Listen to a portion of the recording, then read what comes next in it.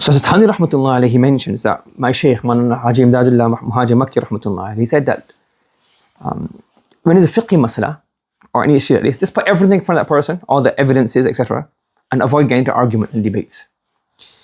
And he said because of this, what happens is there's many harms. He said one harm is that usually the debate becomes more about your nafs, proving yourself right, as opposed to a proper, like a just ikhlasa.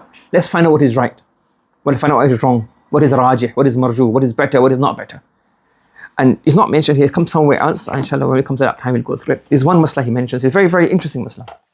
So, there's a fiqh masla in Hanafi fiqh regarding Jumu'ah. Now, can Jumu'ah be performed in villages or not? What's the criteria for a village, etc., etc. So, Hazrat Thani rahmatullah alayhi, he is one person, I'm not sure if he's murid or one of his associates. He came to Hazrat Thani rahmatullah alayhi. And obviously, slight details, I can't remember exact details, but the summary, he came to Hazrat Thani rahmatullah alayhi. And Hazrat Thani rahmatullah alayhi kind of told him off. He was a close associate, so Hazrat Thani kind of told him off.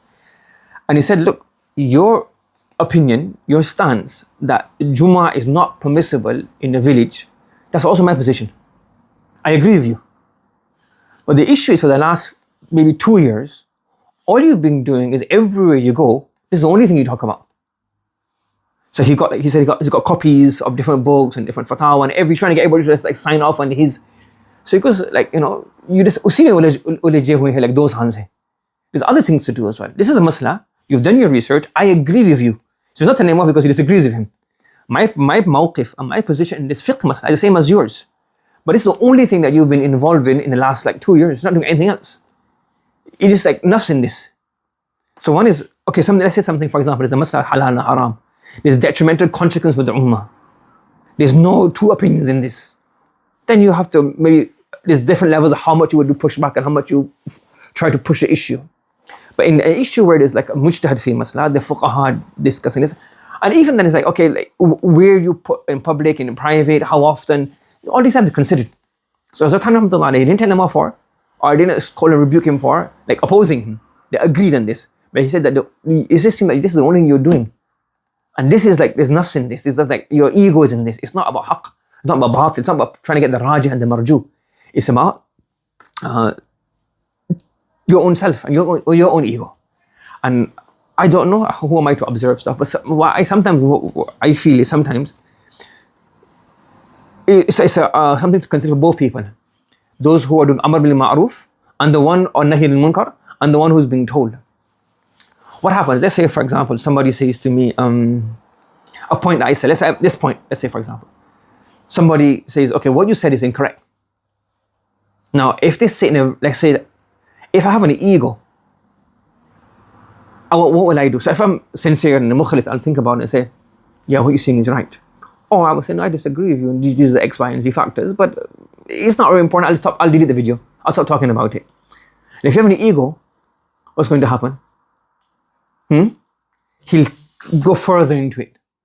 So sometimes you see like somebody, they're going further and further into masala, but it's because they have to like fight for their ego that he done a refutation of me. No, the person who's doing the refutation, she also considered, okay, right now, is the wisdom in doing refutation publicly in a harsh way? Or is it better just trying to make it like go and talk to him privately and just trying to get them? I say, no, just put that video on private for now and let's just discuss this because it's going to have more harms or no more benefits. And so look at this way, sometimes you're trying to do amal ma'ruf nahi munkar, might even cause the person to go even more into dalal. Obviously that's not your fault and he has a responsibility for himself as well, but in a more public benefit. And the person somebody that says something about you, which you've made an error or they think you're error, don't just let your ego override you to make you become more into this error.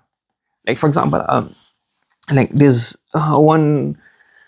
different issues, but one issue that I don't watch this person, but Mana Shakir was mentioned to me that there's one issue, which the Ahlul Sunnah wal Jama'ah, majority of they have one fixed opinion regarding the Sahaba radiyallahu ta'ala. Now regarding one Sahabi, one very famous person, he said something like derogatory or not the best words. So people called him out on this. Now he's now going into all these different riwayat about very da'if riwayat and all that kind of stuff to prove what he's saying regarding the Sahabi that he's a bad person.